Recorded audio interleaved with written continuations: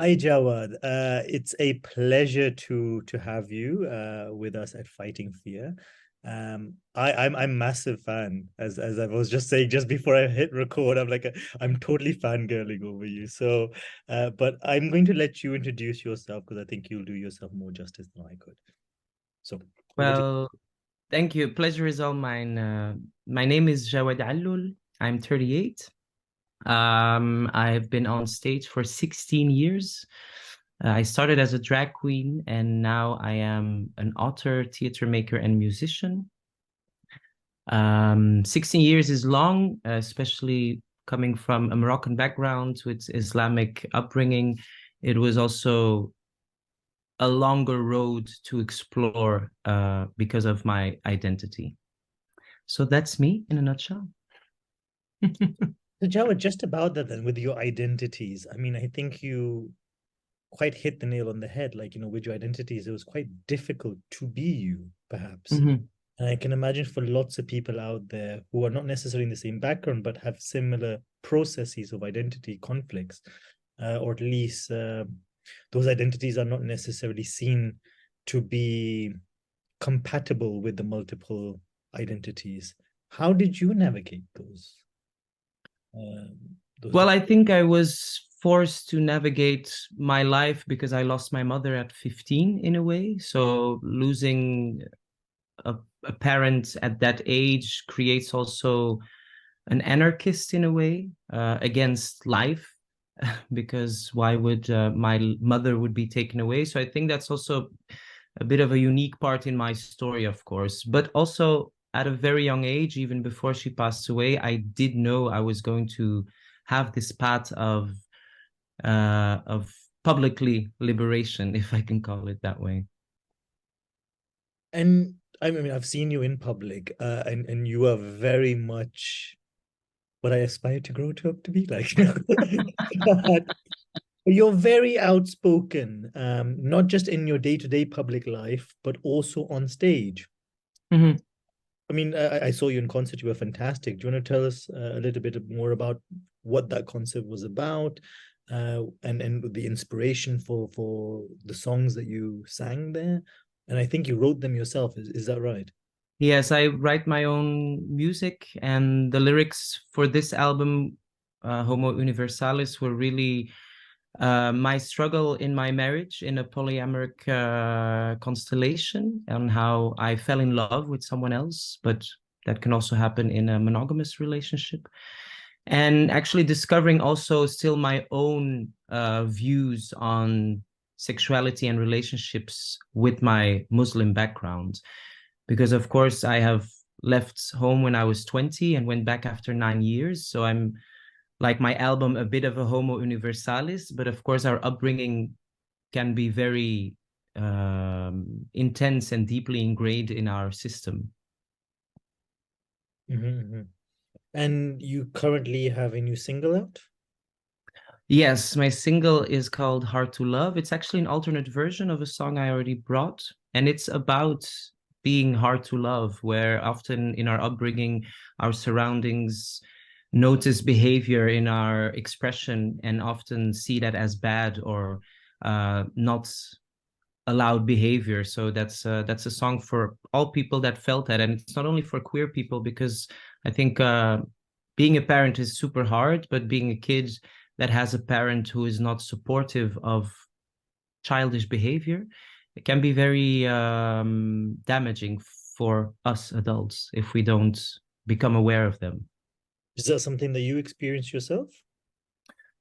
I have experienced a lot of like a gender, like really being very hard on myself on performing as masculine and knowing I can perform masculine because before my coming out, I did perform masculine in my Muslim family and in the Moroccan community. And of course, starting as a performer, as a drag queen, that was so liberating. But in my 30s, I could still feel actually that I was still judging myself for behavior that would come across as flamboyant or frivolous or all things we actually also link to gay. And the word gay means happy. So in a way, that's also sad that as men we cannot behave happy and we cannot behave like a kid in a way. Mhm.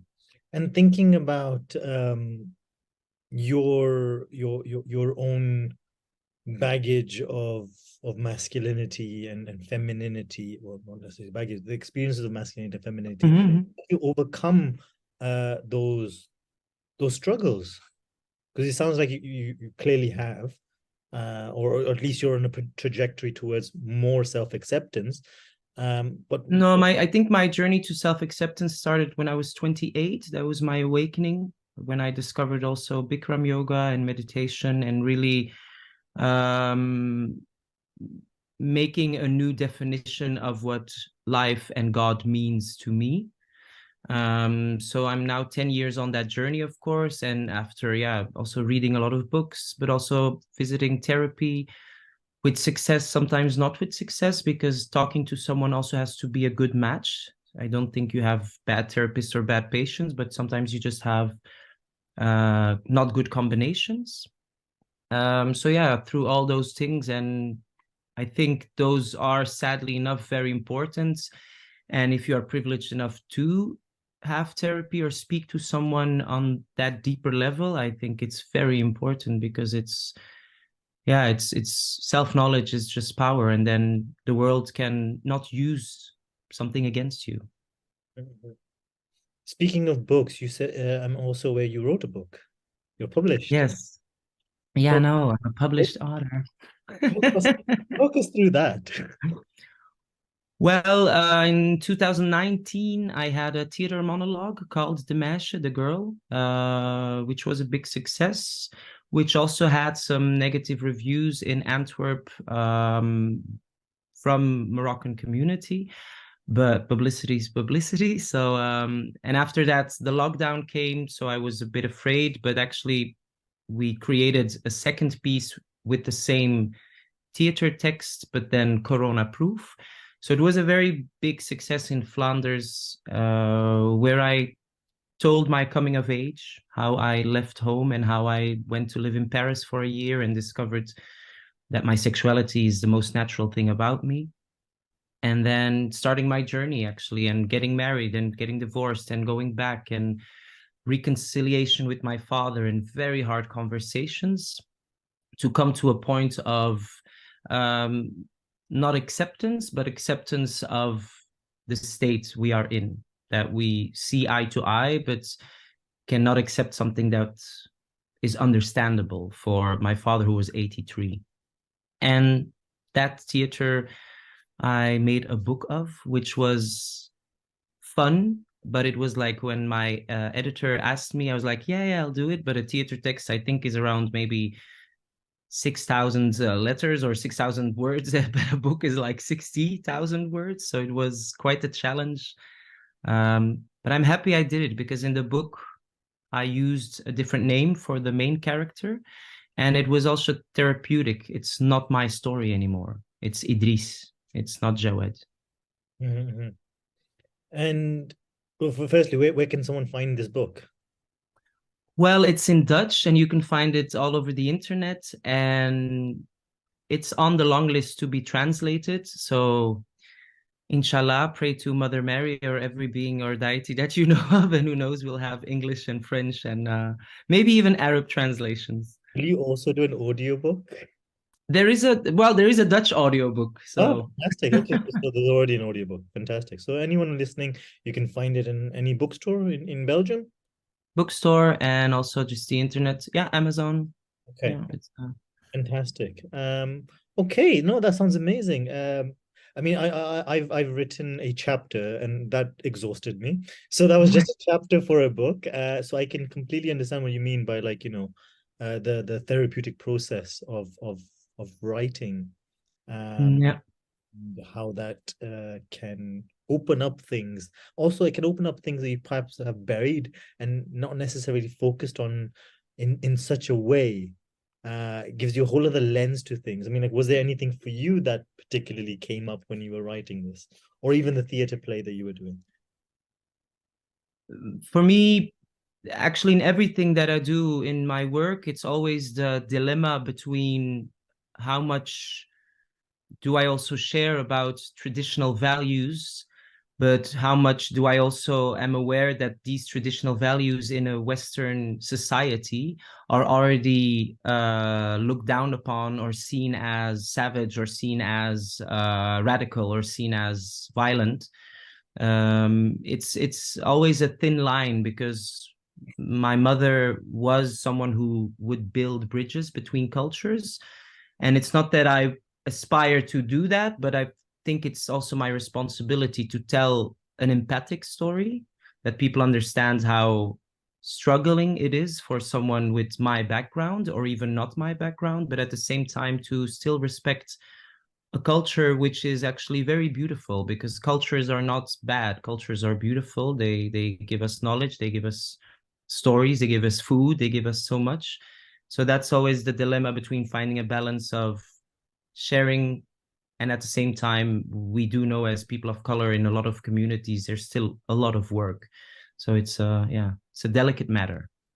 And thinking about that then, so when you say there are some things that might be interpreted as savage or you know taken in a negative way, can you give any Mhm. specific examples?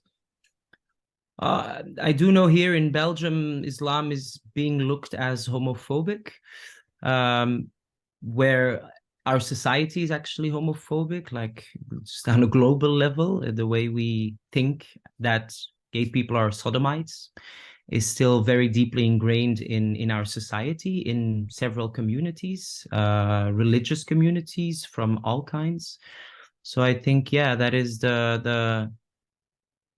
not the reality, but that's the dominant thought in our society. So of course that also affects us and our family in their way of approaching us.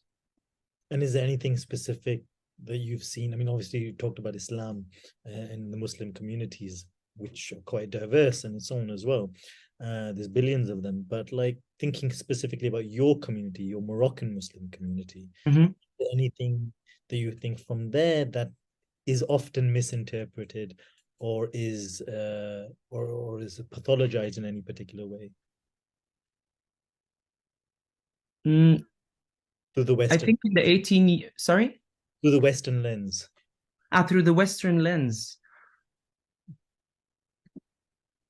Oh, wait, how to formulate that?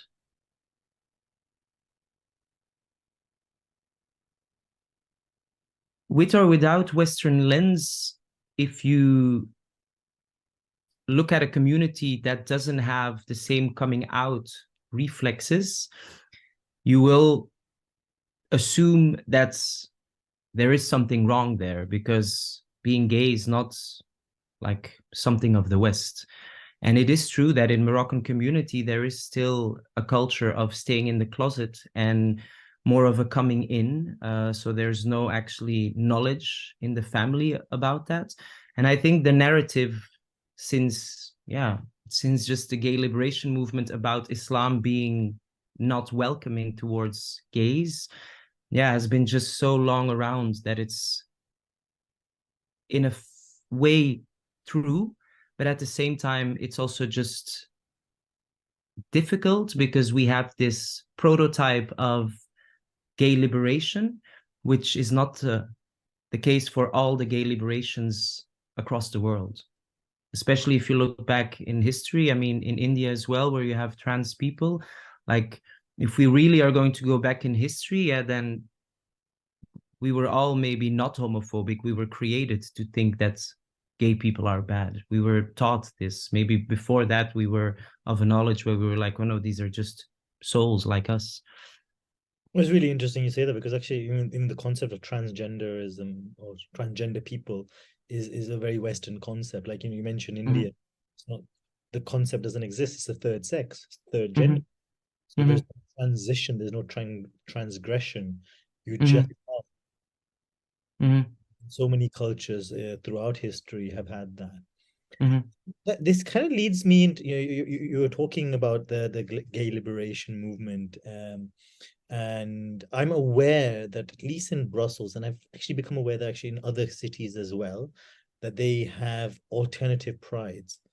So you know they'll have pride that the masses will generally attend, and then there's also another pride. I know I'm aware that this year you also performed at one.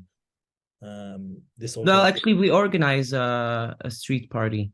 That's it. Yes, Yeah, yeah. that a little. So I think that in itself is something that I don't think many people are aware of. I mean, I certainly wasn't aware until you told me about it. yeah, I together with Merhaba, Queef, and Crazy Circle, with my organization Chosen Family, we host actually a street party in Excel. But I think 2024 we will have another location to just give that extra vibe of we're here together and we're getting to know each other and not we're just getting wasted and party, which is also fun. But I think it's important for especially people of color, women, trans people to really connect with like-minded people. Yeah. Why do you think there was a need for that? Obviously, what you said there is already one of the reasons, but what makes the standard Pride celebrations perhaps not safe, in inverted commas, for people of color, for example, or trans people or women? Besides the fact of sorry. In your opinion? Yeah. Well, besides the fact if the pride is safe or not safe, I think in our gay lifestyle, what we did is just copy actually the dominant straight lifestyle. So in our society as a whole, a lot of women also don't feel safe to go to certain parties or go to certain festivals. So also in the LGBT community, it's a male dominant perspective, which is great if you can cope with that energy. But for a lot of people, that is really aggressive energy, that is intrusive energy. And for me, I can cope with that energy because I can play with that, but I am sensitive enough to know that in effect, it is toxic sometimes because it can evoke a feeling inside of yourself that you're not good enough, that you're not welcome. And I think that sometimes is in combination with, is it what I'm feeling, or is it true that this environment is indeed not good for my well-being? And I think there are enough numbers that it's just sometimes safer to have excluded parties with a very specific group, especially if they're more vulnerable or more care of need. I mean, I couldn't agree more. I mean, I remember when I went to your concert in Montpont. Mhm. Yeah. Uh, I found myself thinking, I feel incredibly calm here. Mhm. I've been to a number of play. I mean, not to say that it was a calm. It was, you know, people were around. Everyone was singing, Mhm. everyone was dancing. So there was a lot of excitement, but still there was a level of calmness I felt in that environment. And I can certainly say I felt that in other places like the Crazy Circle, where I don't feel I'm on show. Mhm. I'm not performing. Mhm. And it's not to say I generally feel like that in, say, male dominated spaces, but I do notice that I can easily go into that performative way of being Mhm. if pushed in a particular direction. Mhm. Obviously, it's up to me whether I go that direction or not. But there's something about the environment that, you know, that was at your concert, but also in the Crazy Circle a few times that I've been there, that I just didn't feel that. Mhm. So I completely agree. I think there is something in there about the energies that perhaps male dominated, specifically queer male dominated spaces hold, that can sometimes be toxic. Well, toxic, I think it's also like in a way there is no bad energy. It's excitement, but excitement can translate anxiously and can also translate in a curious way. So I think it's often more uh, about standards. And if you have a male dominated room, and in our male gay culture, which is very exterior, how someone looks, how someone is exuding a certain energy, how someone is yeah, aware of it. So there's a lot of awareness around physical. So I think often in those rooms we tend to breathe even higher, where actually if you have a more female-oriented room, they breathe lower because they're more grounded in a way than us, than men. So that changes also the entire dynamic. And that comes actually to my joke where I really believe that even as a whole in the world, if all men would wear a butt plug for a day, I think the world would be a better place. A butt plug for the day. Yeah, because we as men, we really What a hold a lot trend of there. aggressive energy. Like And it's our root chakra. It's actually just, it's very good to stimulate our prostate from time to time. I feel Like, this I'm not joking. hashtag coming up. Uh, Huh? a new trend on TikTok and Instagram, I think. I No, think, really? Oh, we have to. I think this is what's coming up with this. I'm just conscious of time. So let's think about maybe uh, some finishing words. So what key pieces of advice would you give to someone, not necessarily from your own background, but similar processes as we talked about, conflicts with identity, etc., cultures where perhaps being queer is not so easy, artists, etc. Would you give to someone like that? I would give the advice that I use myself, and that expression is the best way to conquer depression, because everyone is creative. Like, if you can text, you can write. It depends what you write, who you write it to. Like, when I started writing 10 years ago, I started writing letters to my family, my brothers, my sisters. And now I'm a writer, because you have to practice.